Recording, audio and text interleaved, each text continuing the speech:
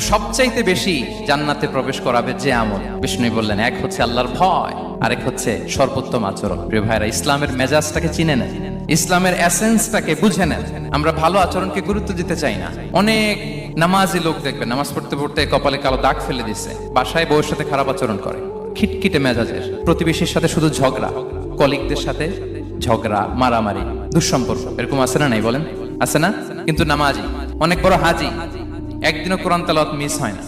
তো এত আবাদত করেও সে ইসলামের আসল এসেন্সটাকে ধরতে পারেনি। বিষ্ণু বললেন, সবচেয়ে বেশি জান্নাতে প্রবেশ করাবে যে দুটি আমল, একটি হচ্ছে তাকওয়াল্লাহ, আল্লাহর ভয়, আরেকটি হচ্ছে উত্তম আচরণ, সর্বোত্তম আচরণ। তো আমরা যেন উত্তম আচরণের অধিকারী হই, আমার স্ত্রীর সাথে যেন ভালো আচরণ করি, প্রতিবেশীর সাথে যেন ভালো আচরণ করি, ছেলে মেয়েদের সাথে যেন আমাদের অ্যাটিটিউডটা ভালো থাকে, আচরণটা ভালো থাকে, কলিগের সাথে যেন ভালো থাকে। বিশ্বনবীর আচরণ যেমন ছিল তেমন আচরণ যেন আমরা গড়ে তুলতে পারি। আওয়াজ করে পড়ুন আমিন।